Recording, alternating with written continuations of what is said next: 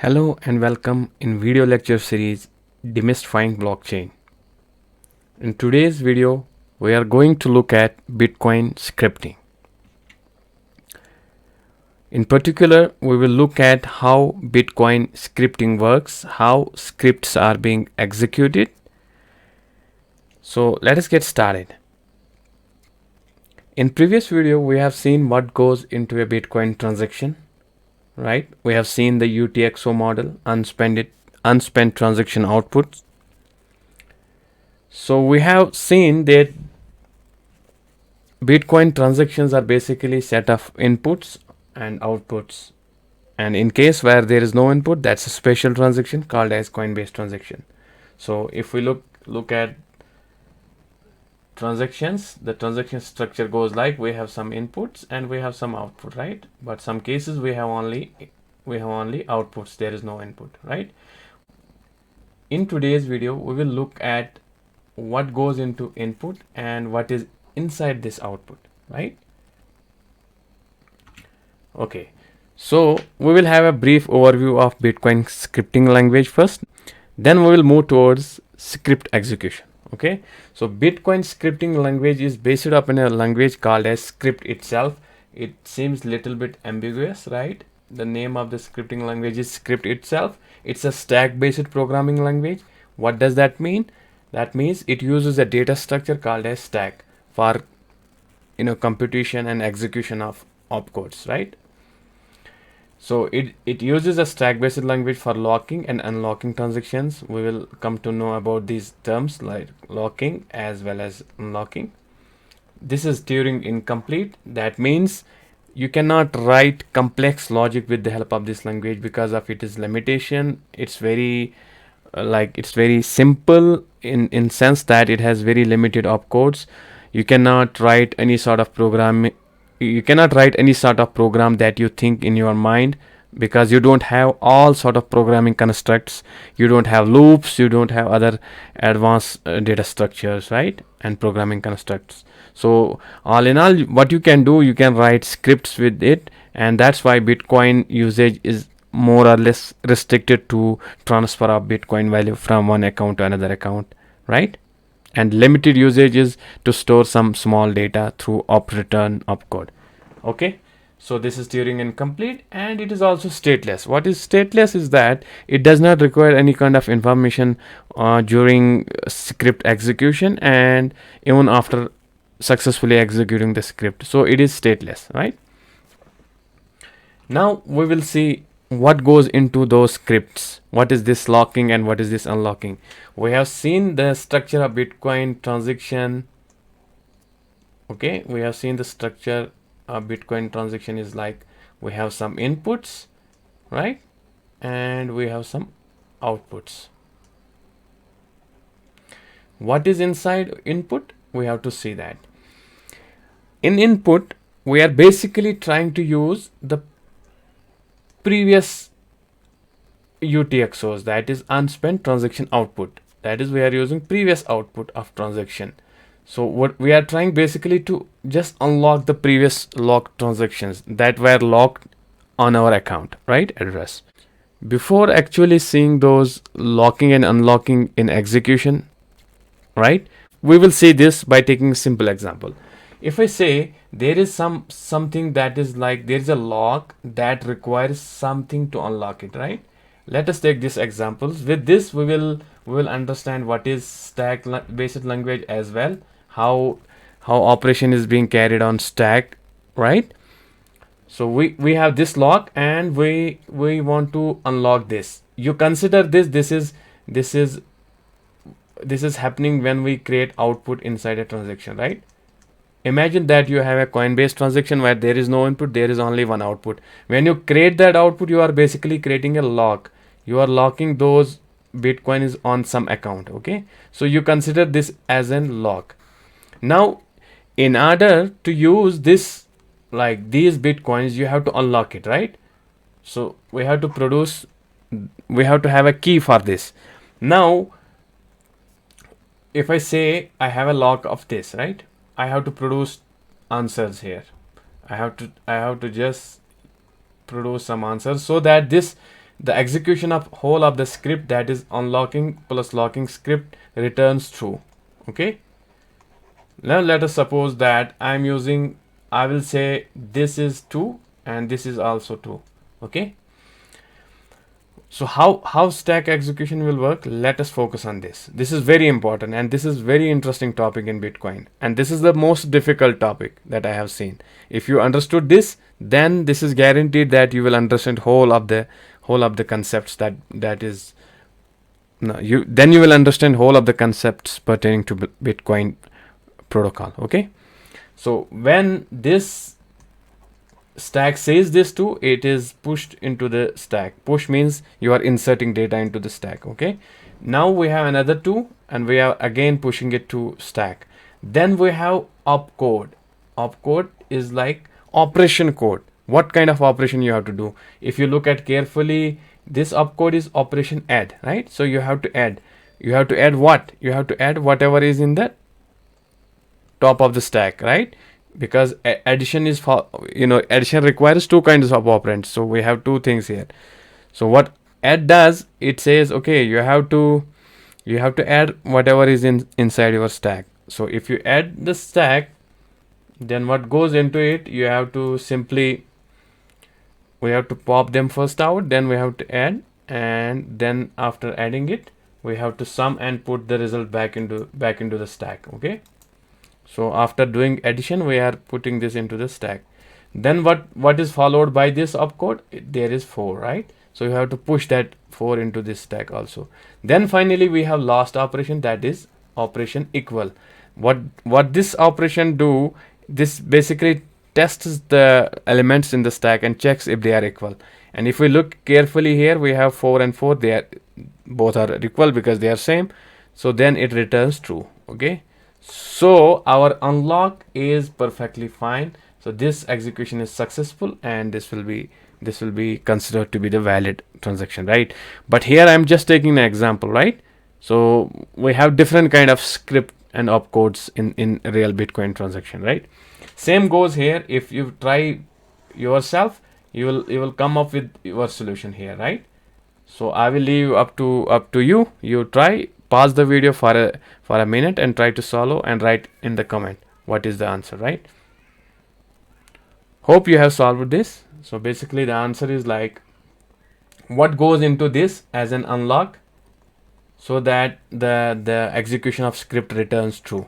Okay, so what you have to do, you have to do the addition operation, then you have to do the subtraction operation. Okay, then you have to first do the addition operation, then you have to do the subtraction operation, then you have to further do the addition operation, right?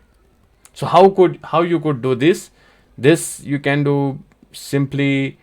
If you have something like, I have 7, I have 2, if I have 7 2, then I add them, that is 9, then I subtract 3 out of the 9, then it will be 6, then I have 1 to add and the answer goes 7. Then finally we have 7 here, right? And finally we have to check if they are equal or not. So they are equal, yes, so this goes as true, right?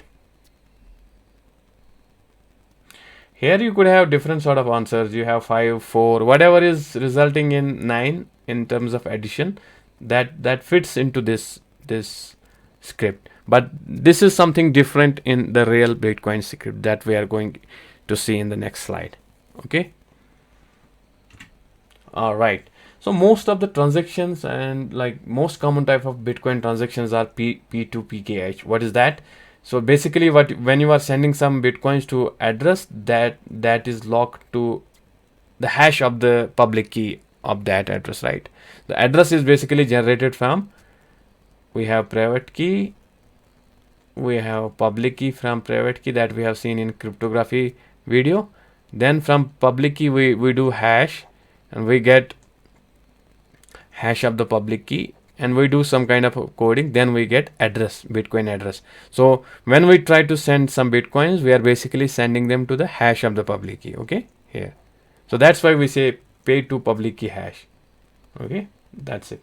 So these are most common type of Bitcoin transaction, and we are going to see example of that only in this class.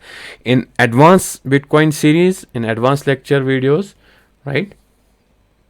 In advanced video lecture series, we will touch more advanced scripting as well, right? So what is happening basically when you try to consider inputs? When you are doing a transaction, you are using inputs, right? Inside input, you have to produce unlock script, right? And when you are creating output, you have to lock. You have to lock on hash of a public key, right? So now you understood that if you have a transaction and you are using inputs, you have to produce unlock script, right? Unlock script is also called as script sig. You have to remember this because in real Bitcoin you will see this, okay? And when you are locking and when you are creating output, you are creating basically a lock, and that is called as script pub key. So you have to remember this there, right? Very important concepts, right? So you know now when you create inputs, you have to produce unlocking script. Unlocking script of what? Unlocking script of the previous transaction UTXO, right? Which you want to use. That is which you want to encumbrance, right?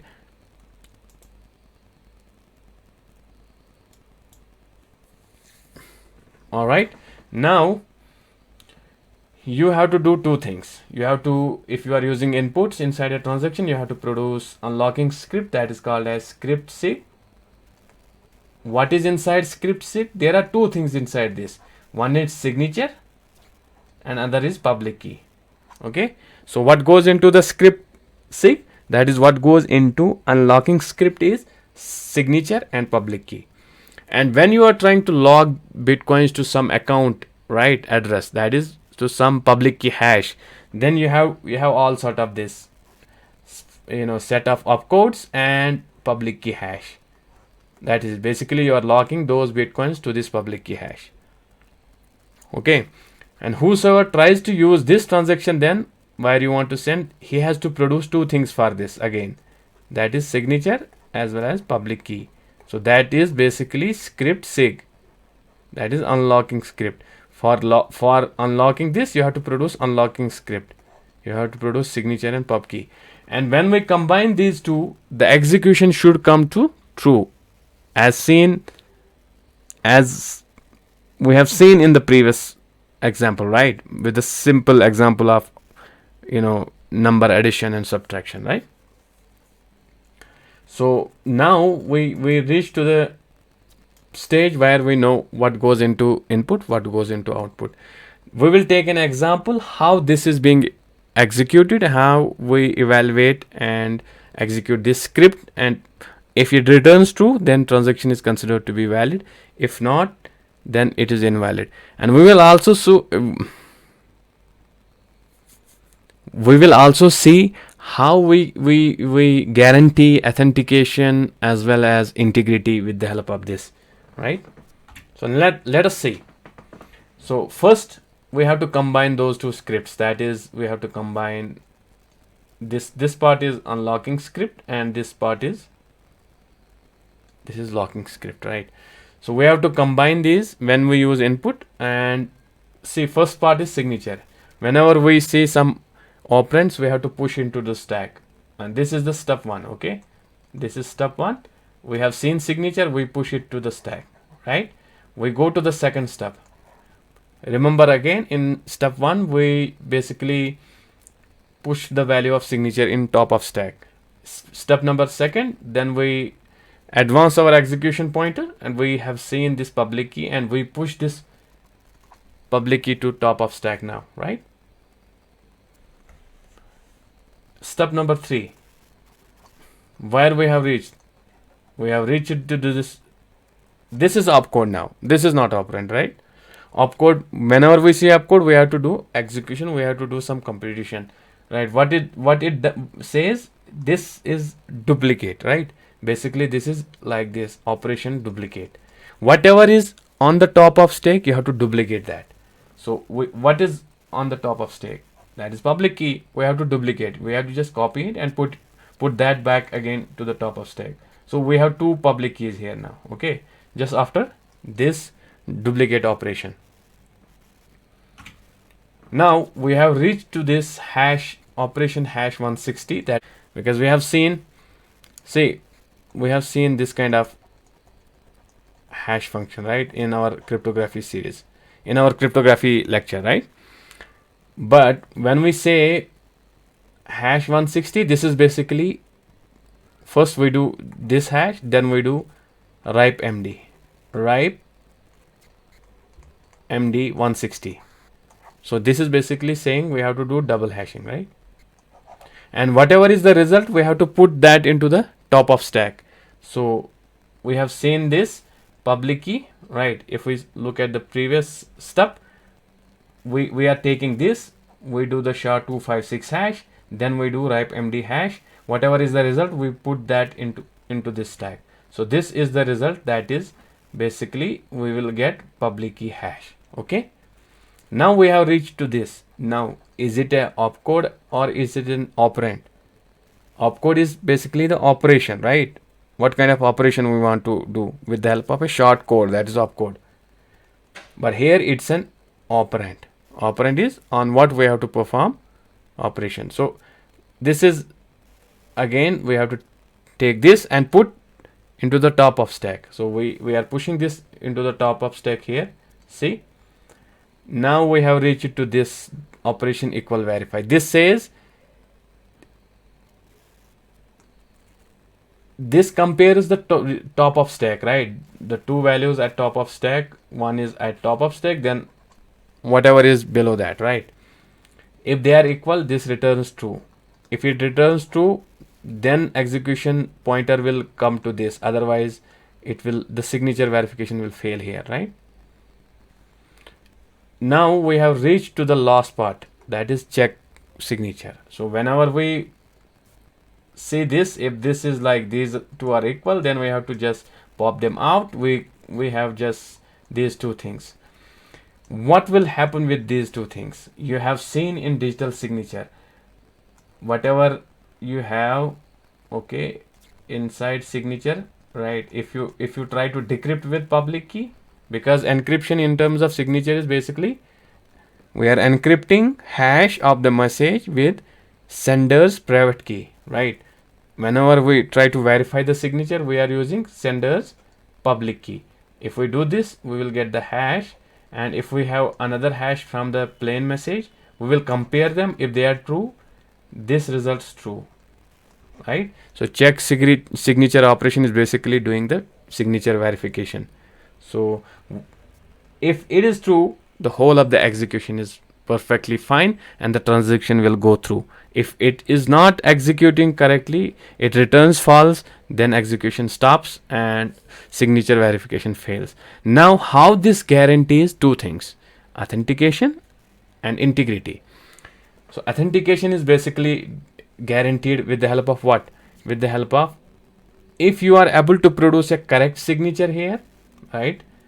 If you are able to produce correct signature, this guarantees that when public key, suppose, let us take a simple example where you could understand this easily.